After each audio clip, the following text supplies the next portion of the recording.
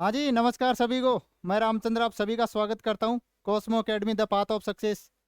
अपन बात कर रहे हैं आरपीएफ एसआई के क्वेश्चन पेपर के बारे में जो भी लेटेस्ट पैटर्न पे हुआ। ठीक है, धीरे धीरे जो अपन आगे बढ़ रहे हैं लेवल की ओर या क्वेश्चनों की ओर, तो ऐसे लग रहा है कि जो फर्स्ट शिफ्ट हुई थी आरपीएफ में वही लगभग क्वेश्चन रिपीट हो रहे हैं। जिस प्रकार पहले शिफ्ट में 35 क्वेश्चन आ रखे हैं, लगभग वही प्रकार के, केवल डाटा चेंज कर रहा है। डाटा चेंज कर करके क्वेश्चनों को जो पैटर्न है वही उठा के आगे डाल दिया। जो केवल नंबरिंग है उनकी वो चेंज कर रखी है। वो लेवल सेम है, जैसा पहले शिफ्ट में था वैसा ही दूसरी तीसरी शिफ्ट में देखने को मिला है, और एंड तक 15वीं शिफ्ट के लास्ट तक वैसा ही देखने को मिला है। चलो सॉल्व करते हैं। आज का पहला क्वेश्चन दे रखा है, नेहा और काजल एक व्यवसाय में 4.9 के अनुपात में निवेश करते हैं। यदि कुल लाभ 5590 रुपए है, नेहा और काजल के लाभ के बीच का अंतर क्या है? देखो, दोनों का अनुपात है जो इन्वेस्ट का 4:9 है, अनुपात में निवेश करते हैं। देखो, जितना शुरू में निवेश करते हैं, अगर वर्षों की संख्या समान है तो उनका लाभ भी उसी अनुपात में आने वाला है। टोटल है 13, 9 और 4 13, 13 यूनिट की वैल्यू दे रखी है 5590 रुपये। एक की क्या हो जाएगी 5590/13। सही है। दोनों का डिफरेंस पूछ रहा है कि उनके लाभ के बीच का अंतर क्या है, तो जितना उनका अनुपात निवेश में रहने वाला है वही उनका लाभ का रहने वाला है। तो दोनों में डिफरेंस कितने का है? 5 का। अपने को चाहिए कितने की? 5 की यूनिट। 5590/13 गुणा 5 कर लो, काटा पीटी कर दो, 13 से काट दो। 13 चौकू 52, 13 चौकू 52, 3 बच गए यहाँ 9, 13 3 39, 430 गुणा 5। आगे सोल्व कर लेंगे इसको। 0 5 3 15 हासिल 1, 5 और 20 रेक 21। जो दोनों का डिफरेंस रहने वाला है वो 2150 रुपये रहने वाला है। ऑप्शन नंबर 1 ठीक है। जो लेवल फर्स्ट थी, शिफ्ट फर्स्ट थी आरपीएफ एसआई की, लगभग वही, केवल डाटा चेंज कर रखा है और कुछ नहीं, वैसे के वैसे क्वेश्चन उठा के डाल रखे हैं। ठीक है। नेक्स्ट नेक्स्ट है, निम्नलिखित को साधारण भिन्न के रूप में व्यक्त कीजिए। यहाँ पे कुछ ऊपर बार है, मैं एक बार देख लेता हूँ, शायद इसमें कोई टाइपिंग एरर हो सकती है, तो टाइपिंग एरर का मैं देख लेता हूँ। टाइपिंग एरर देख लेते हैं ऊपर है क्या। देखो, मैं क्या दे रखा है,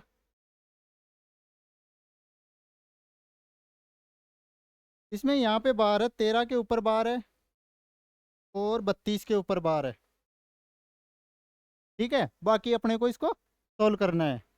देखो, बार हटाओगे, कितने डिजिट पे बार है? 13 पे। जिस पे बार नहीं है उसको घटा दो। कितने पे बार है? 2 पे। 2 बार 9 लिख दो। कितने पे बार नहीं है? 1 पे। प्लस कितने पे बार है? 2 पे, जैसा का वैसा लिख दो, दशमलव के बाद, है ना? ठीक है, कितनों पे बार है? 2 बार 9। नेक्स्ट, 13/990। ठीक है, प्लस 32/99। एलसीएम को बराबर करने के लिए ऊपर नीचे 2 जीरो लगा दो ना इसके, एलसीएम बराबर हो जाएगा 990। दोनों को जोड़ दो, 320 को 13 से जोड़ो, 333। 3 से कट रहा आराम से, ऊपर 11, 111, नीचे 330। कहाँ पे है? ये रहा ऑप्शन नंबर 2। ठीक है। नेक्स्ट नेक्स्ट दे रखा है, किसी निश्चित ब्याज दर पर 2 वर्ष के लिए किसी धनराशि का साधारण ब्याज 60 रुपए है और जो चक्रवर्ती ब्याज है वो 66 रुपए है। देखो, साधारण ब्याज प्रत्येक साल के लिए बराबर होता है। पहले साल 30 रुपए साधारण ब्याज था, तो दूसरे साल भी साधारण ब्याज जो सिंपल इंटरेस्ट है वो 30 रुपए ही रहने वाला है। ठीक है, सही है। लेकिन जो कंपाउंड इंटरेस्ट है वो पहले साल 30 है, क्योंकि जो साधारण ब्याज और कंपाउंड इंटरेस्ट दोनों किसी भी ईयर पहले साल के लिए समान रहने वाले, तो चक्रवर्ती ब्याज दूसरे साल के लिए 30 घटा दो इसमें से, कितना? 36। तो रेट ऑफ इंटरेस्ट कितनी हुई है? बढ़ रहा है ना, कितने पे? 30 पे, इंटू 100, कितनी? 20%। जो अपनी रेट ब्याज की दर लगी वो 20%। पूछ क्या रहा है? धनराशि ज्ञात करनी है।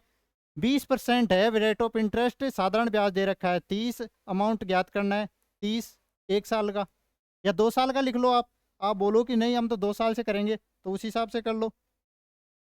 ब्याज कितना है 2 साल का साधारण ब्याज 60, अमाउंट प्रिंसिपल अपने को निकालना है, रेट ऑफ इंटरेस्ट 20/100, टाइम कितना है 2। अगर अपन 30 1 साल का लेते तो इसको 2 की जगह 1 कर लेते, यहाँ 30 कर लेते, आने तो वही वाला है। 20 से काट दो ये 5 बार, इस 5 को इधर ले जाओ, 2 को नीचे ले आओ, तो प्रिंसिपल जो आएगा 30 को 5 से गुणा कर दो 150, जो मूलधन आने वाला है वो आने वाला है 150 रुपया। आया समझ में। नेक्स्ट क्या बोल रहा है, वह एक अंक की सबसे छोटी संख्या बताओ जिसे 6 अंकों की संख्या है 34, 85, 10 में जोड़ने पर 11 से पूर्णतः विभाज्य, या तो 11 का भाग दे लो, 2-3 तरीके हैं इसके जिससे भी आप 11 या 33, 1 8 उतार लो, 11 कम 11 7, 5 उतार लो 66, 9 और 1 8, 88, 3 0 और 11 दूना 22।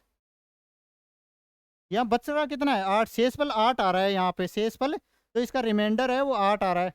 अपने को इसको 11 बनाना है, क्या जोड़ेंगे 3, ऑप्शन नंबर 1। या अगर आपको 11 का भाज्यता का नियम पता है, डिविजिबिलिटी रूल 11 का पता है, तो कैसे करते हैं, अल्टरनेट नंबर का सम कर लो, 8 और 3 11, 11 और 1 12, ठीक है, और 5 और 4 9, 3, ठीक है, 3 रिमाइंडर 3 आ रहा है, इसका मतलब कोई संख्या से 11 से ये 3 ज्यादा है, मतलब अपन क्या करेंगे 3 जोड़ेंगे, इसमें जो डिफरेंस है इनका वो 3 आ रहा है, मतलब ये संख्या कब कटेगी जब इसमें 3 और ऐड कर देंगे। ठीक है, 2 तरीके बता दिए मैंने। नेक्स्ट,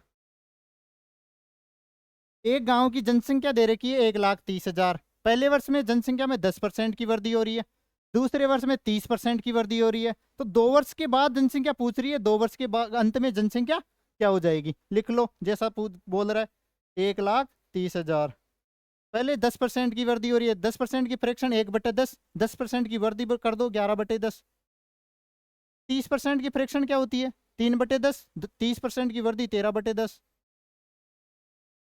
कर दो, 2 जीरो से 2 जीरो गई, 13 को 13 से गुणा करेंगे 169, 11 से गुणा और कर दो 2 जीरो, 11 नाम 99, हासिल 9, 66 और 9 75, 7 11 और 7 18, 1,85,900 रुपये, 900 रुपये नहीं सॉरी, जनसंख्या सॉरी, तो जनसंख्या 2 साल बाद रहने वाली है 1,85,900 रहने वाली है, कौन सा ऑप्शन नंबर 2, ठीक है।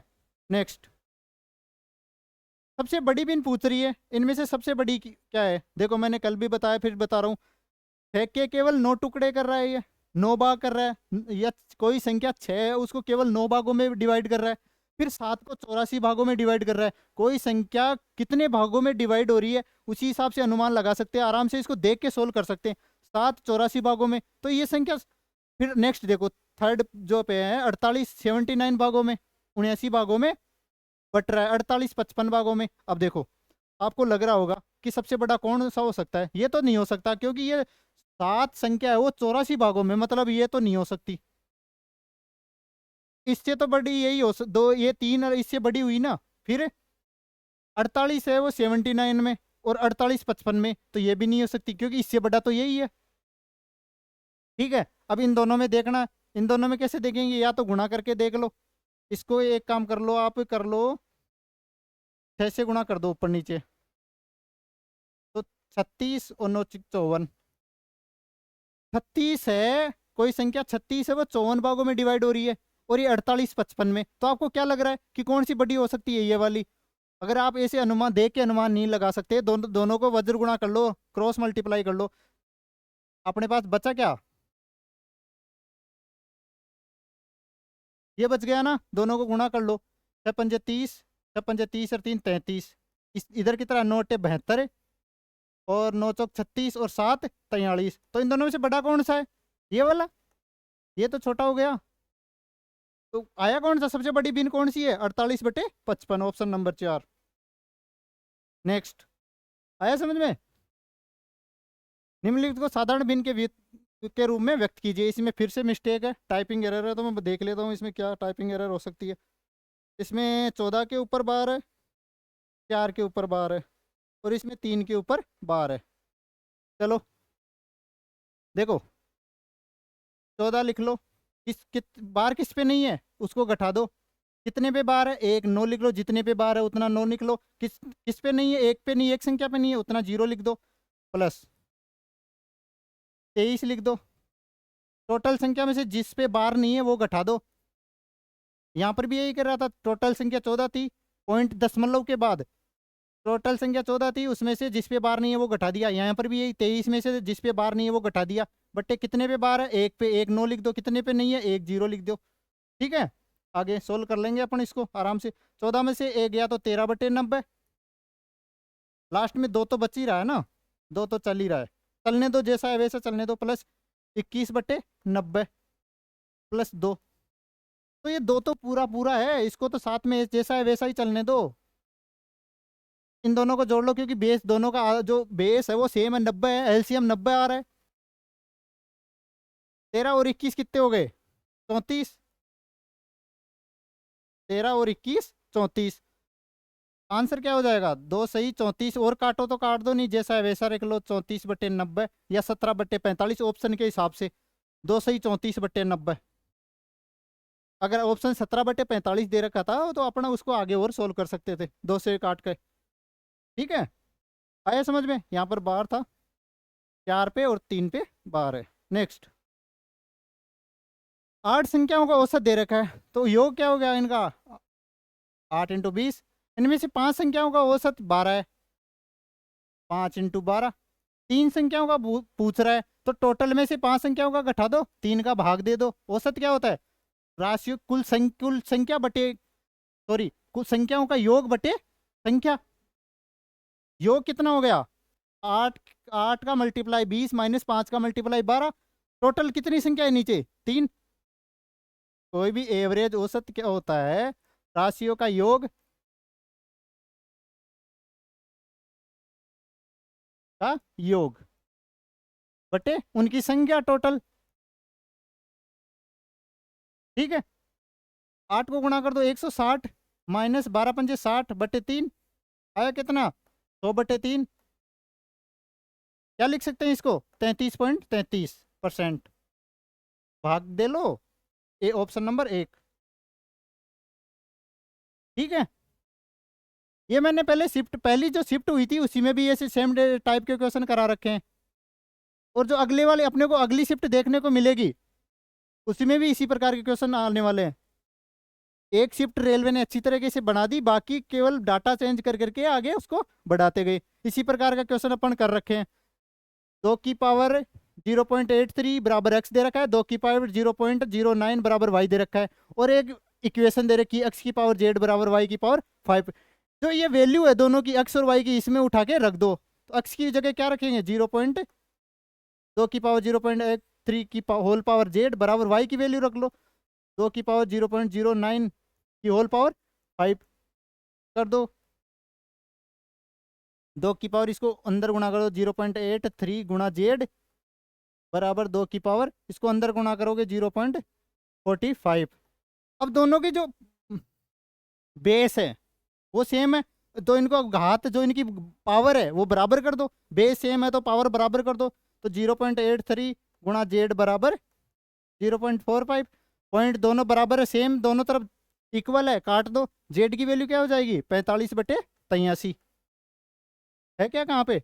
यहाँ पे पॉइंटों में दे रखा है, तो ये तो ऑप्शन नंबर 3 नहीं हो सकता, क्योंकि वैल्यू 1 से कम आ रही है। भाग दे के देख लो, 0 पॉइंट यहाँ 0 करोगे, 8 पंजे 40, 5 से ज़्यादा, 5 के आसपास, क्योंकि 8 पंजे 40 होता है ना।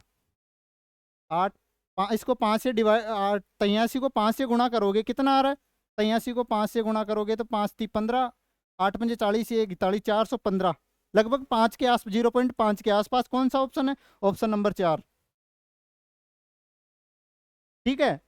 ऐसे क्वेश्चनों में अगर पॉइंटों में संख्या दे रखी है तो अपने को तो केवल उत्तर लाना है, पूरा सोल्व करके नहीं दिखाना। वहां पे अप्रोक्स वैल्यू के आसपास जाओ, ऑप्शन पे टिक लगाओ और आगे बढ़ो। नेक्स्ट, एक व्यक्ति ने एक वस्तु को इसके अंकित मूल्य पर पहले D% की छूट दी, फिर उतने ही सममूल्य रुपए में, अब पहले तो परसेंटेज में छूट बोल रहा है, फिर उतने के बराबर जितना परसेंटेज पे वैल्यू रुपए में आई उस रुपए के बराबर एक और छूट दे रहा है और 630 में बेच दिया। दो छूट दे दी। पहली छूट तो परसेंटेज में दे रखी है, दूसरी छूट रुपए में दे रखी है, और बेचा कितने में? 630 में। अंकित मूल्य कितना था? 700। डिफरेंस कितना आएगा? 70 का। अब देखो, तो D% छूट दे रखी है परसेंटेज में, उसका भी मूल्य जो रुपए में आने वाला है, मान लो X रुपए आने वाला है, तो दोनों वैल्यू तो सेम होने वाली है रुपए में। परसेंटेज और समतुल्य जो रुपए है इसके बराबर रुपए, इनकी वैल्यू अलग अलग रहने वाली है, लेकिन जो रुपए में दोनों की वैल्यू है छूट की वो बराबर रहने वाली है। दो छूट 70 है, एक छूट कितनी हो जाएगी? 35। एक छूट की वैल्यू 35। तो अपने को डी की वैल्यू चाहिए, तो डिस्काउंट जो होता है वो किस पे निकालते हैं? अंकित मूल्य पे। कितने का? 35 का। कितने पे? अंकित मूल्य कितना है? 700 रुपए गुणा 100। 20 से 2 गुणी 35 में 7 का भाग गया तो 5%। तो डी की वैल्यू कितनी आई? डी की वैल्यू 5। आया समझ में? देखो, परसेंटेज है उसकी वैल्यू कभी भी रुपए के बराबर नहीं होगी। हाँ, दोनों अगर छूट बराबर मूल्य की है तो मूल्य बराबर होगा, छूट के बराबर रुपए नहीं हो सकता परसेंटेज में। तो एक छूट, दो जो छूट है अपनी जो 70 रुपए की आ गई, मूल्य तो बराबर होगा दोनों छूट का। ठीक है, दो का भाग दे दो, एक छूट कितने की आ गई? 35 रुपए की। अपने को एक छूट के पूछ रहा है कि D% की जो छूट दी थी उसमें डी की वैल्यू पूछ रही है, तो 35/700, अंकित मूल्य 700 दे रखा है।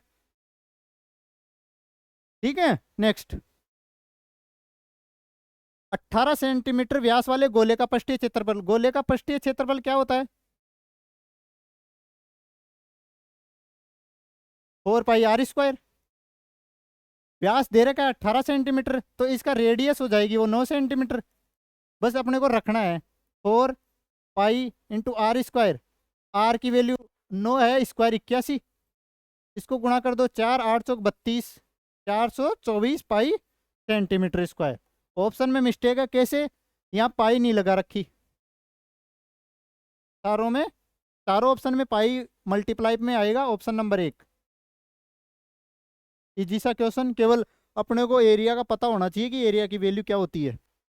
सूरज नाव से 424 किलोमीटर की दूरी धारा की विपरीत दिशा में 48 घंटे में और धारा की दिशा में 30 घंटे में तय करता है, तो धारा की चाल पूछ रही है। देखो, मैंने कल भी बताया था, मान लो नाव की चाल x है, धारा की चाल y है, दोनों एक ही तरफ जा रहे हैं, सेम डायरेक्शन में। जिस तरफ धारा बह रही है, जिस तरफ पानी का बहाव है ना, उसी तरफ नाव चल रही है, तो दोनों की जो स्पीड है वो जुड़ जाएगी, x+y। और मान लो इधर पानी का बहाव है और इधर नाव है, इधर पानी का बहाव x चल रहा है और धारा इसके विपरीत चल रही है, तो दोनों की जो स्पीड है घट जाएगी। पहला क्या बोल रहा है? धारा के विपरीत दिशा में, तो x-y। कितनी दूरी? चाल बराबर क्या होती है? दूरी बटा समय, 424। समय कितना है? 48 घंटे। दूसरा क्या है? धारा की दिशा में, तो दोनों को जोड़ दो, चार, वही दूरी 424 किलोमीटर बटे 30। पूछ क्या रहा है? धारा की दिशा, धारा की दिशा, धारा की चाल, धारा की चाल क्या मानी थी? y। कैसे निकालेंगे? इसमें से इसको घटा दो, इसमें से इसको घटा दो, 2y बराबर 424/30 माइनस 424/48। सही है। 2y बराबर 424 कॉमन ले लो, 1/30 माइनस 1/48, एलसीएम ले लो। कैलकुलेशन तो अपने को आएगी आराम से, 30 × 48, 48 में से 30 गए तो 18। कुछ नहीं करना, कैलकुलेशन करनी है। ये y है, 2y बराबर, काटा पेटी मचा दो भाई, 3 से काट दो ये 6 बार, 6 से काट दो ये 8 बार, 8 से काट दो 8 पंजे 40 और 2 24 बच गया, 8 या 24। ऊपर क्या बच गया 53, नीचे क्या बच गया 10, इधर क्या बच गया 2y। 2 से और काट दो 53 को कितनी बार 26 दूना बार 26.5। ठीक है, नीचे 10 है, 10 एक बार ऊपर और ले जाओ, 10 से डिवाइड और कर दो 2.65 kilometre per hour, 2.65 kilometre per hour, option number 4। ऐसे क्वेश्चन भी हर शिफ्ट में आ रखे हैं, एक कोई शिफ्ट 2-2 3-3 क्वेश्चन आ रखे हैं। अभी मैं दिखाऊंगा इसी प्रकार का एक और क्वेश्चन इसी शिफ्ट में। चलो बढ़ो आगे की ओर। एक लंबवर्तीय शंकु और बेलन है, उसकी त्रिज्याओं का अनुपात 7:3 दे रखा है, ऊंचाई का अनुपात 4:3 दे रखा है, आयतन दे रखा है बेलन का। पूछ क्या रहा है, शंकु का आयतन पूछ रहा है, तो दोनों को वो कर दो। बेलन का आयतन क्या होता है πr²h, शंकु का आयतन क्या होता है 1/3 πr²h। दोनों की रेडियस और हाइट अलग अलग है, तो इसको r1h1 मान लो, इसको r2h2 मान लो। बेलन का आयतन 810 दे रखा है, अपने को शंकु का आयतन निकालना है, v मान लो।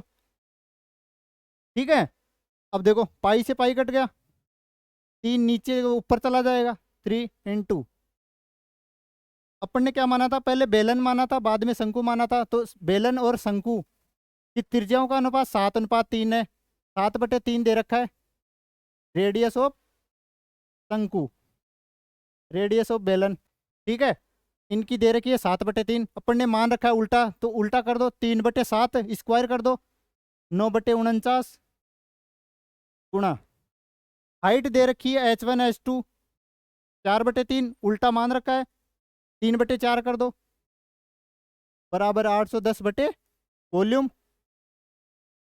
9 × 27 3 81, 81 को 81 कट गया, बचा क्या, v को इधर ले आओ, 49 × 4 × 10 मल्टीप्लाई कर दो, 9 चौक 36, हासिल 3, 4 चौक 16 और 3 19। तो वॉल्यूम है शंकु का वो रहने वाला है 1960 सेंटीमीटर क्यूब, ऑप्शन नंबर 1। आया समझ में? अपन ने दोनों का वॉल्यूम रख दिया, उसको 810/v के बराबर कर दिया। अपने को रेडियस का अनुपात दे रखा है और दे रखा है हाइट का अनुपात, फॉर्मूले में वैल्यू रख देंगे, अपना आंसर आ जाएगा। नेक्स्ट, वही क्वेश्चन अभी मैंने सोल्व करवाया था। नाव से 285 किलोमीटर की दूरी धारा की विपरीत दिशा में और 45 घंटे में तय करता है, धारा की दिशा में 18 घंटे में तय करता है। रख लो x - y 285 बटे 45, धारा की दिशा में x + y 285 बटे 18, दोनों को जोड़ दो, इसमें से इसको घटा दो, तो 2y बराबर 285 बटे 18 माइनस 285 बटे 45। ठीक है, 2y बराबर 285 कॉमन ले लेंगे, एलसीएम ले लो, 18 × 45, 45 में से 18 गए तो 27, सही है ना, सही है। काट दो, 9 से 2 बार, 9 से 3 बार, और काट दो आप इसको आगे 3 से 15 बार, तो 2y बराबर क्या हो गया 285 बटे 2 × 15, 15 से कट रहा है, 15 और 135, 15 से कट रहा है, 15 एकम 15, बच गया कितना 13, 135, 15 नाम 135, तो y की वैल्यू 2 नीचे ले जाओ 4, तो 5 4 चौक 16, बच गया 3, पॉइंट लगा दो 30, 7 चौक 28, बच गया 20, 5 चौक 20। तो वैल्यू रहने वाली है धारा की चाल, वो रहने वाली है 4.75 किलोमीटर पर आवर। तो 4.75 है क्या, कहाँ ये रहा ऑप्शन नंबर 2। आया समझ में?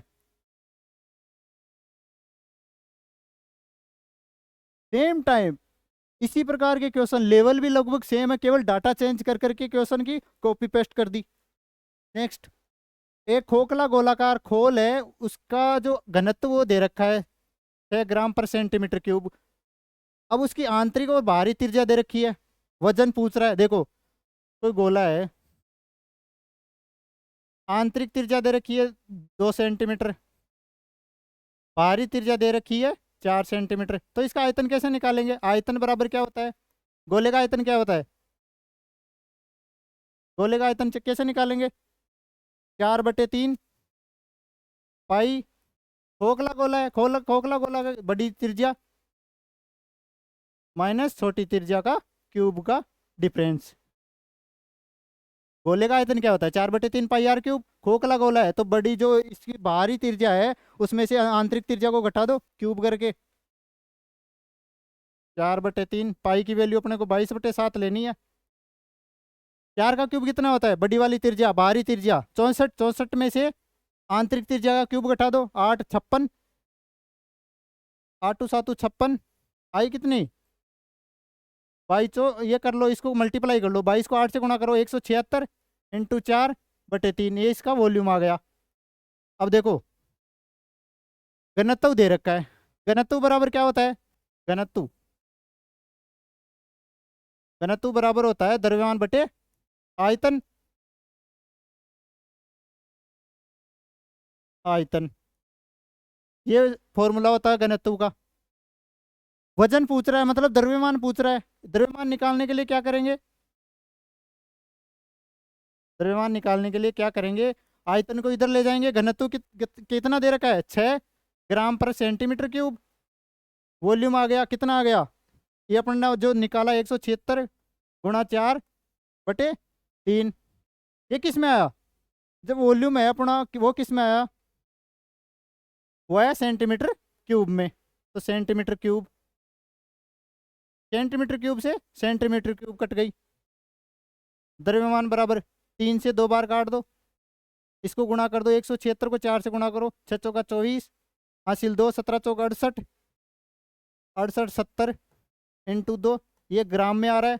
केजी में बदलने के लिए 1000 से भाग कर देंगे अपन इसको, तो 4 दूनी 8, 8 दूनी 16, भाग दे दो 3 जीरो से, 1.608 केजी, 1.608। ऑप्शन में मैच नहीं है, ऑप्शन गलत हो सकते हैं। आंसर आने वाला है 1.608 केजी। ठीक है, आया समझ में? नेक्स्ट, मान ज्ञात करना है, एलसीएम ले लो, 12 ले लो,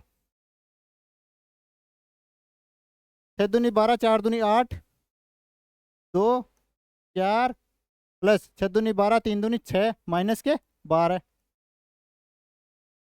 8 2 10, 10 और 4 14, 14 6 20, 20 में से 12 गए 8, 8/12, 2/3,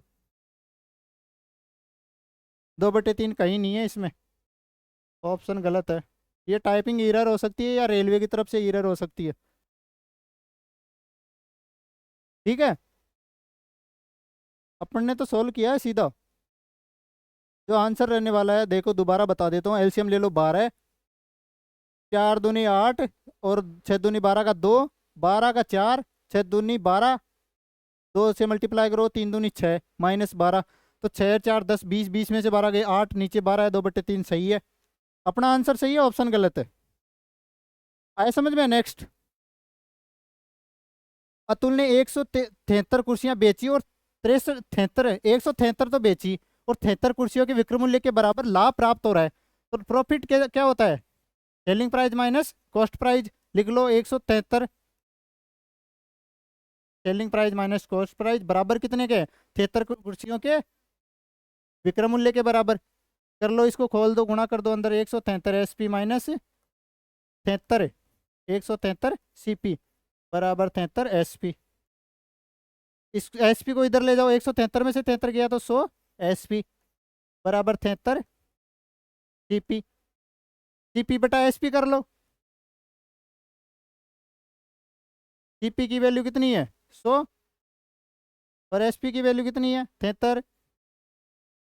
क्या हो रहा है? हानि हो रही है, लाभ प्राप्त हो रहा है। 173 कुर्सियाँ, 173 SP माइनस 173 CP, 173 है यहाँ पे, 173 आएगा भाई CP 173।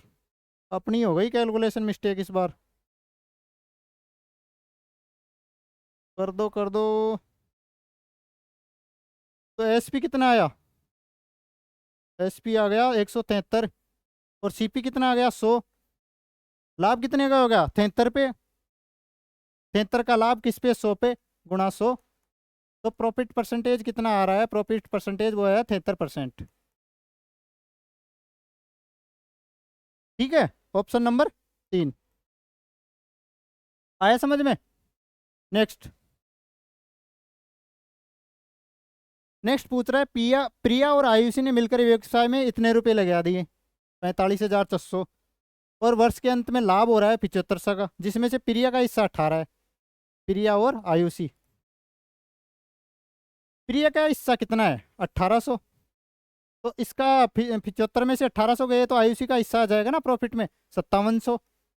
2 जीरो से 2 जीरो काट दो, 3 से भी कट रहा है, 6:19।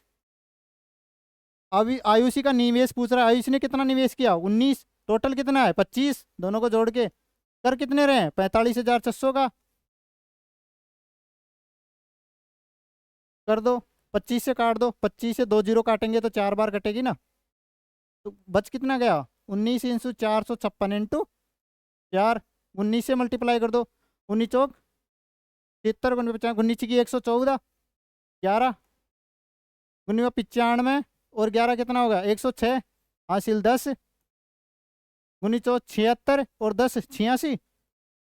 इसको अपन ने वो केवल करना है 4 से गुणा, 4 चौक 16, तो 16 किस में आ रहा है, एक में ही आ रहा है, लास्ट में यूनिट डिजिट है वो 6 आनी चाहिए ना, एक में ही आ रहा है। अपन इसको यहाँ से भी सोल्व कर सकते थे, क्योंकि जो लास्ट में है 6 चौका 24 और 4 4 9 चौक 36 आना चाहिए यूनिट डिजिट में, यहाँ भी नहीं आ रहा, यहाँ भी नहीं आ रहा, यहाँ भी नहीं आ रहा, आगे मल्टीप्लाई कर देंगे यही आने वाला है अपना ऑप्शन, इसको आगे गुणा करेंगे तो यही आने वाला है, 8 चौक 32,000 से थोड़ा सा ज़्यादा है, 32,000 के आसपास ये, गुणा करके देख लो, गुणा करके भी बता देता हूँ मैं।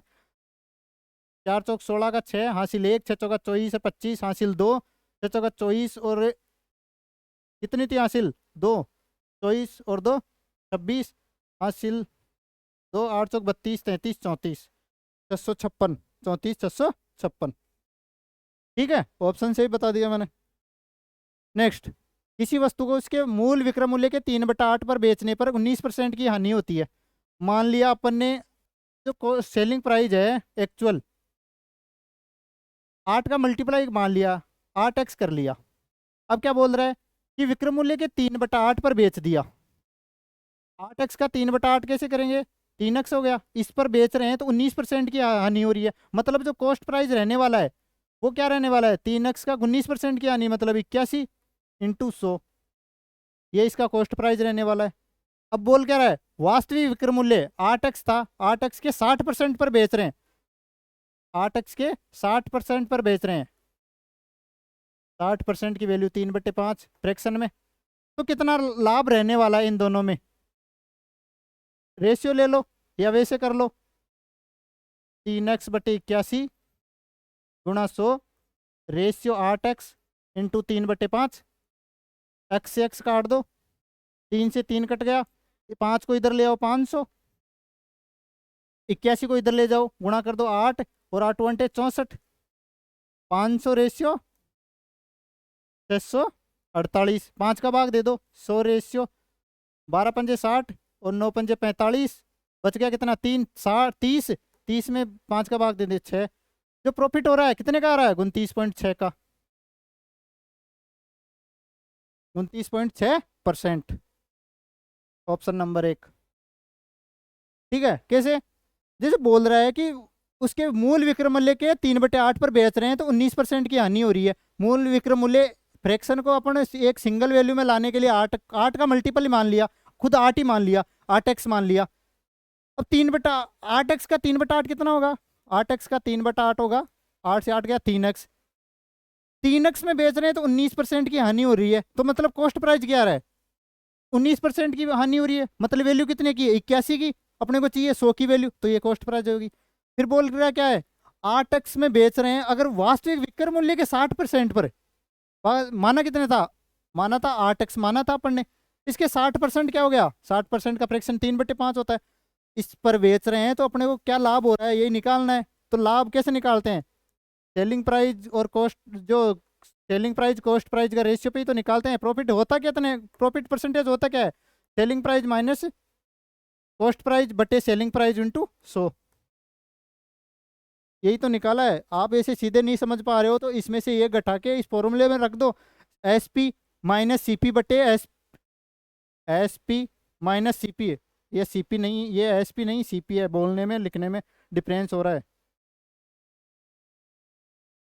प्रॉफिट परसेंटेज होता है S P minus C P बटे सी पी। प्रॉफिट परसेंटेज वो कॉस्ट प्राइस पे निकाला जाता है। इसमें लिख दो आप 8x इंटू 3/5 माइनस 3x बटे 81 गुणा 100 बटे कॉस्ट प्राइस कितनी थी, 3x बटे 81 गुणा 100 गुणा 100। ठीक है, नेक्स्ट। आया समझ में। मान ज्ञात करना है, 33 का भाग 11 में दो, 3 गुणा 3 9 माइनस 12, तो माइनस का 3, ऑप्शन नंबर 4। नेक्स्ट,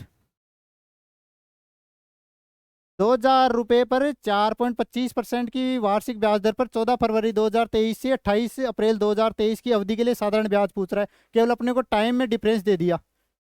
14 फरवरी 2023 है तो दिन कितने रहने वाले, 28 दिन की फरवरी रहने वाली है। 28 में से 14 गए तो कितने दिन, 14 दिन प्लस, फिर बाद में फरवरी, बाद में क्या होता है फरवरी, मार्च, मार्च के कितने दिन, 31, अप्रैल के 28 दिन, जोड़ लो।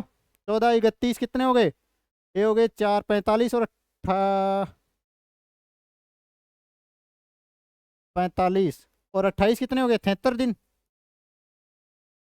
ब्याज काउंट कर किस पे करेंगे, वर्ष पे, पूरे वर्ष पे। 73 दिन में 365 का भाग दे दो, आने कितने वाला, 1/5। तो टाइम आ गया 1/5 वर्ष आ गया अपने पास। बस अब तो जैसा करना है वैसे सिंपल इंटरेस्ट निकालना है। प्रिंसिपल कितना है, 2,000। ब्याज की दर दे रखी है एक 6.25% की, फ्रैक्शन वैल्यू कितनी होती है, 1/16 गुणा 1/5। ठीक है, 16 पंजे 80, 0 से 0 गया, 200 का भाग, 200 में 8 का भाग दे दो, तो 8 दूनी 16, बच गए 4, 25, 25 घंटे 200 ही तो होता है।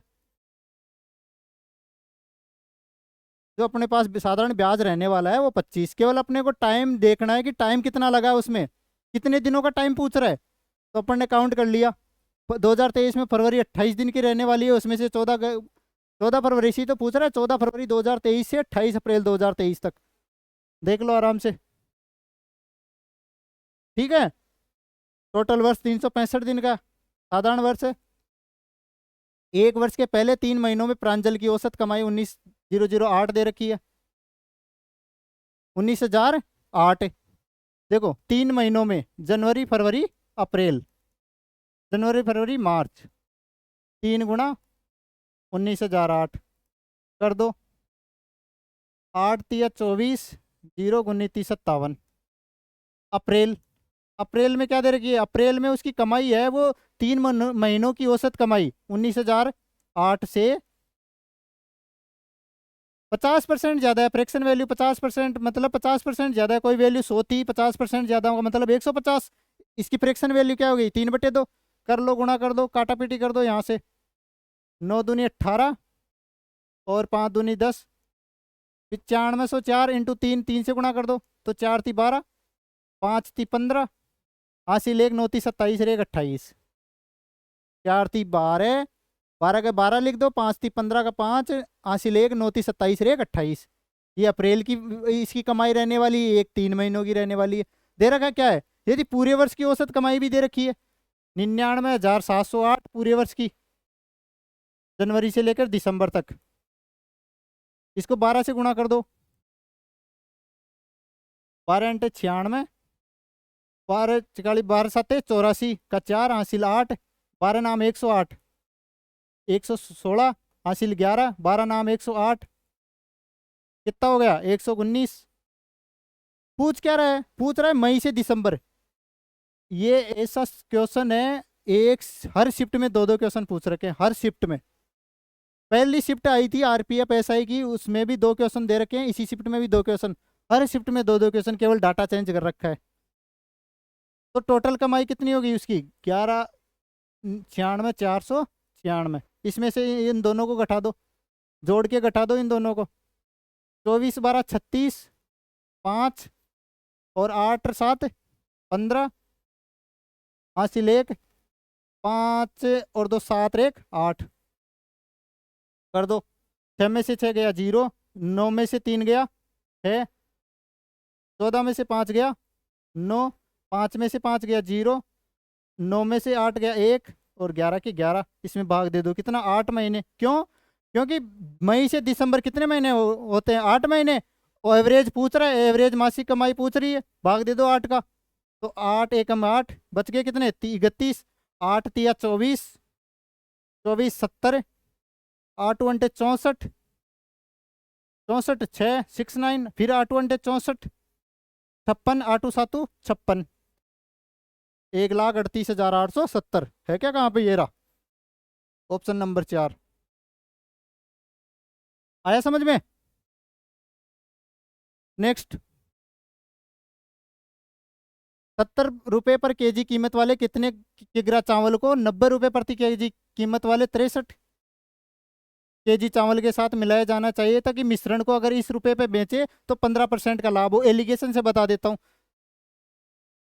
70 रुपए पर केजी के x केजी चावल, फिर बाकी 63 केजी चावल कितने पे, ये 90 रुपए पर केजी। एवरेज कितना है, एवरेज देखो बताता हूँ मैं आपको कितना है, 96.6 पे बेच रहा है। कितने का लाभ हो, 15%। 15% की फ्रैक्शन वैल्यू 3/20, मतलब 20 पे 3 का लाभ। ये किसकी वैल्यू है, 23 की, 20 की चाहिए अपने को। पॉइंट हटाओगे तो ये 0 कट जाएगी। 23 तो 92, 46, 23 दूना 46, 42 को 2 से गुणा के 84, तो एवरेज आने वाला है 84। इसमें से ये घटा दो 6 रेशियो, इसमें से ये घटा दो 14, एक बारी और काट लो 3:7। तो 70 के रुपए पर केजी पे बेचने वाला है, उसकी वैल्यू 3 यूनिट है।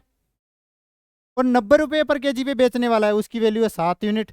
दे रखी कितनी है, 7 की वैल्यू 63 केजी दे रखी है, मतलब 9 गुणा, तो 3 का 9 गुणा कितना हो जाएगा 27 केजी। एलिगेशन बेस्ट मेथड है 27 केजी, ऑप्शन नंबर 1। ठीक है, अच्छा क्वेश्चन है, एलिगेशन से अपन आराम से कर सकते हैं। नेक्स्ट, ये व्यक्ति 4 किलोमीटर पर आवर की गति से चलते हुए निश्चित दूरी को 7 घंटे में तय करता है, और कुछ अतिरिक्त दूरी है 2 किलोमीटर पर आवर की गति से 2 आवर में तय करता है। कुल दूरी के लिए औसत गति पूछ रहा है। औसत गति क्या होती है, जो औसत गति है, औसत गति या चाल, वाह, ये क्या होती है औसत गति, तय की कुल दूरी गई, कुल दूरी बटे कुल समय, कुल समय। दूरी कैसे निकालते हैं, दूरी कैसे निकालेंगे, दूरी बराबर क्या होता है, चाल इंटू समय। तो पहली जो इस दूरी 4 किलोमीटर प्रति घंटे की 7 घंटे में तय कर रहा है, और दूसरी 2 किलोमीटर पर आवर की गति से 2 घंटे में तय कर रहा है। ये तो दूरी आ गई। समय टोटल कितना, 7 और 2 9 घंटे, 9 का भाग दे दो, 7 चौक 28 और 4 32, 32/9। फ्रैक्शन में वैल्यू पूछ रही है, तो 9 30 27, बच गए कितने 5/9। ये इसकी चाल, 3 से ही 5/9, ऑप्शन नंबर 3। आया समझ में। पूछ रहा है औसत गति, औसत चाल पूछ रही है। औसत चाल होती क्या है, तय की कुल दूरी बटे कुल समय, तो दूरी ऊपर से अलग काउंट कर लो, समय का भाग दे दो। आया समझ में। नेक्स्ट, 8 संख्याओं का औसत, फिर से रिपीट हो गया क्वेश्चन। 8 संख्याओं का औसत 20 है, 20 से गुणा कर दो। 5 संख्याओं का औसत 16 है, 16 इंटू 5। पूछ रहा क्या, ले जो शेष 3 संख्याएं बच गई कैसे निकालेंगे, टोटल में से 5 संख्याओं का औसत घटा दो, योग घटा दो, बट्टे 3 का भाग दे दो। 160 में से 16 पंजे 80 गए, तो 160 में से 80 गए तो 80/3 भाग करेंगे तो कितना हो गया? 26.78 बच गए 2/3। 2/3 का मतलब 66। चलते जाओ आगे। ऑप्शन नंबर 4 भाग ही देना, 80 में 3 का भाग दे दो। नेक्स्ट, कोई संख्या 20%, संख्या का 20%, 530 के 20% से 180 दे दी तो संख्या पूछ रही है। देखो, मान लो कोई संख्या n है, उसका 20%, 20% का मतलब 1/5। क्या बोल रहा है आगे? 530 के 20% का मतलब 1/5 से 180 का अधिक है, ये संख्या की वैल्यू रहने वाली है। तो संख्या का 1/5 बराबर 5 का भाग दे दो। 5 का भाग दे देंगे 10, 50 और 6 106 प्लस 180 कितना आ गया? जोड़ दो 6 और 8 286। 5 से गुणा कर दो, संख्या आ जाएगी 5 गुणा 286। 6 पंजे 30 हासिल 3, 8 पंजे 40 और 3 43, 5 दूनी 10 और 4 14, 1430। जो संख्या रहने वाली है अपनी वो रहने वाली है 1430। कुछ नहीं करना, संख्या पूछ रही है, बोल क्या रहा है? संख्या का 20%, 20% की फ्रैक्शन वैल्यू। यार फ्रैक्शन वैल्यू ऐसे निकालते हैं आपको, अगर मैं बोल रहा हूँ कि फ्रैक्शन वैल्यू अलग अलग क्वेश्चंस में, तो 20 का भाग दे दो ना 100 में, ऊपर 1 आ गया नीचे 5 बार चला गया। उसी प्रकार से 30% बोल रहा हूँ तो 30% का फ्रैक्शन वैल्यू क्या होती है? 3/10। 14 सही 2/7% की वैल्यू क्या होती है? 1/7। कैसे निकालेंगे? वैसे ही 14 7 98 और ऊपर 2 जोड़ दो 100/7, परसेंटेज को हटाओगे तो नीचे 100, 100 से 100 काट दो मतलब 1/7। ठीक है, 37.5%। बहुत ये कॉमन फ्रैक्शन है ये 3/8। 57 से 1/7%, 4/7। तो इसका अपने का आंसर आ गया 1430। नेक्स्ट, 6 बक्सों का औसत वजन दे रखा है 84, तो टोटल वजन कितना हो गया? 14 × 6 84 kg। सही है। अब क्या बोल रहा है कि पहले बक्से का वजन है, जो पहला बक्सा है फर्स्ट, उसका वजन है, क्या बोल रहा है? शेष बाकी बक्सों का, 5 बक्सों के वजन का, टोटल 6 बक्से हैं, उसमें से पहले बक्से का वजन क्या बोल रहा है कि बाकी जो बच गए ना 5 बक्से, तो 84 में से पहले बक्से का वजन घटा दो, तो 5 बक्से बच गए ना, उनका वजन का 1/5 है। ठीक है, 5 को इधर ले आओ, बराबर 84 माइनस पहले बक्से का वजन, इसको उठा के इधर ले आओ तो 6 गुणा पहले बक्से का वजन बराबर 84। 84 में 6 का भाग दोगे तो पहले वजन जो बक्सा है उसका वजन आ जाएगा अपने पास 14 kg। Option number 3। ठीक है, जैसे जैसे क्वेश्चन बोलता गया अपन चलते गए।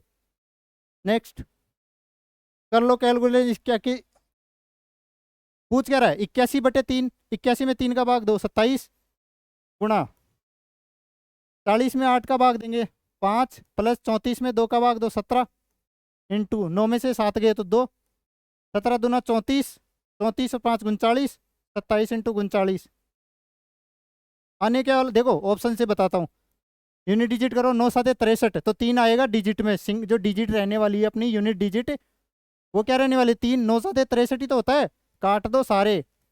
ऑप्शन नंबर 1, या आप कैलकुलेशन कर लो, गुणा कर लो।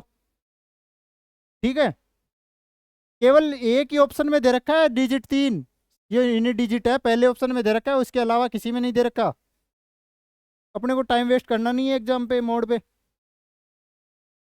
सेल के दौरान राघव ने 50 रुपए अंकित मूल्य की एक नोटबुक को 78% की छूट पर तथा 100 रुपए अंकित मूल्य वाली एक पेन को 8% की छूट पर खरीदा। सेल के कारण उसने कितने रुपए की बचत करी? कोई सेल लगी है लेकिन बचत कैसे हुई? जो उसकी छूट मिली है वही तो उसको बचत हुई, अन्यथा पूर्व उसको पूरा पेमेंट करना होता। छूट के कारण ही जो उसकी छूट हुई है सेल के कारण, वही उसकी बचत हो गई। तो देखो, 50 रुपए अंकित मूल्य 78% की छूट, 50 इंटू 78/100 प्लस 100 रुपए अंकित मूल्य वाली वस्तु को 8% की छूट, दोनों को कर लो। 50 2, ये कितना 39 प्लस 100 से 100 कट गया 8, कितना हो गया 47 रुपये की बचत कर रहा है वो। Option number 2। छूट हुई है तभी उसको बचत हुई है, सेल नहीं होती, छूट नहीं होती तो उसको पूरा पेमेंट करना पड़ता। नेक्स्ट, वर्गाकार भूखंड है, उसका क्षेत्रफल दे रखा है ये, मतलब वर्ग का स्क्वायर दे रखा है, 158 वर्ग का एरिया दे रखा है। तो ए की वैल्यू क्या हो जाएगी, अंडर रूट कर दो इसका। कैसे निकालेंगे, जो लास्ट डिजिट है वो कैसे आ सकती है, या तो 4 का स्क्वायर करने से डिजिट में 6 आ सकता है यूनिट डिजिट में, या 6 का स्क्वायर करने से, दोनों को हटा दो। ये 158 है, किसके आसपास की वैल्यू है, 12 के स्क्वायर के आसपास की, और 13 के स्क्वायर के बीच की वैल्यू है 158। 12 का स्क्वायर कितना होता है 144।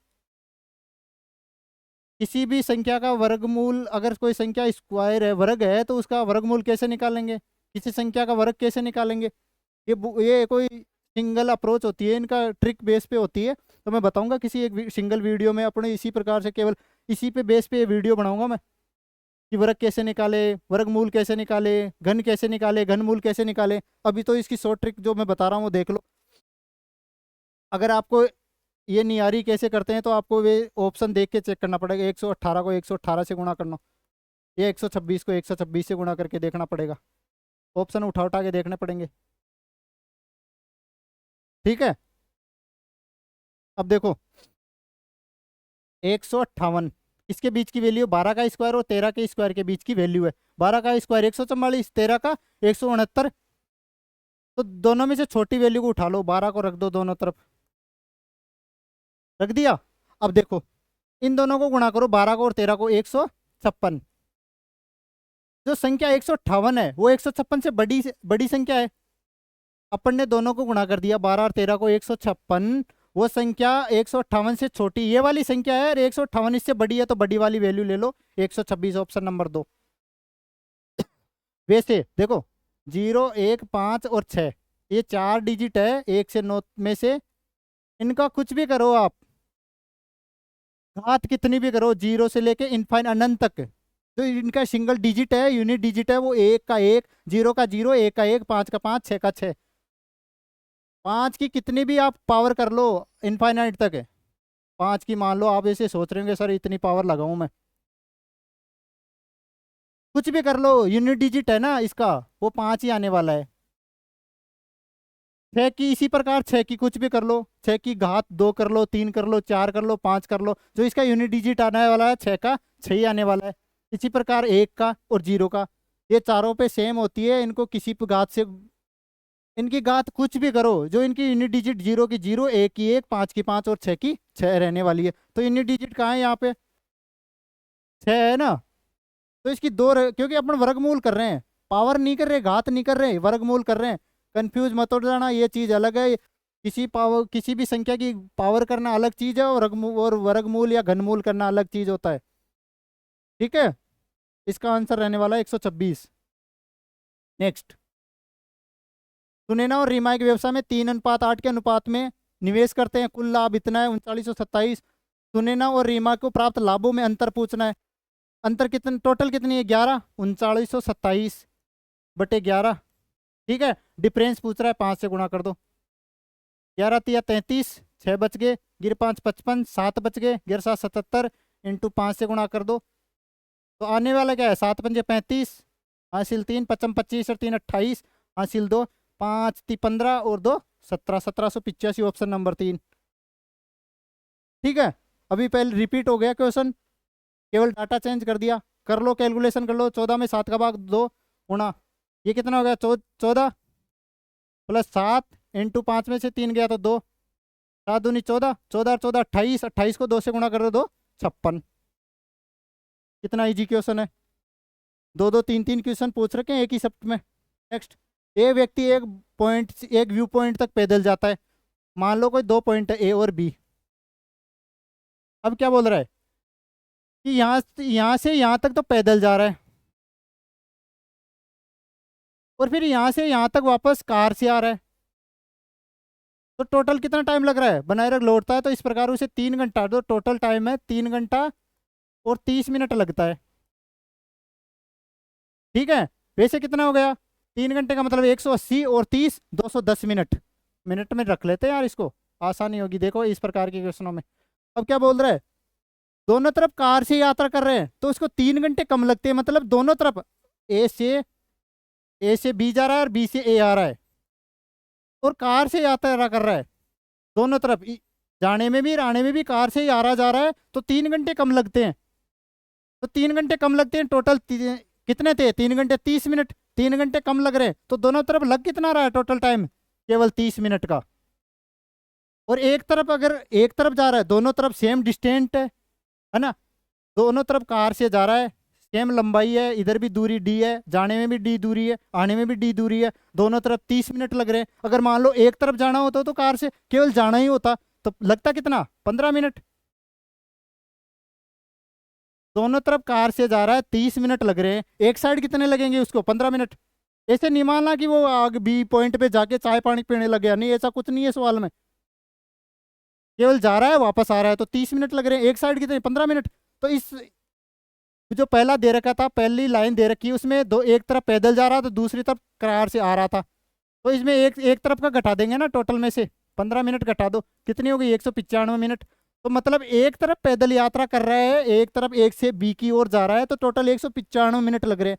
पूछ क्या रहा है कि दोनों ओर पैदल जाए तो कितना समय लगेगा, एक तरफ जाने में 195 मिनट लग रहे हैं, दोनों तरफ जाए 2 से गुणा कर दो, 390 मिनट, उन्हें दोनों 38 और 5 10, 380 और 10 390 मिनट। इसको घंटे में चेंज कर लो, 6 घंटे 6 का 36, 360 का 6 घंटे हो गए, बच गए 360 में से 90 में से 60 गए तो 30 मिनट,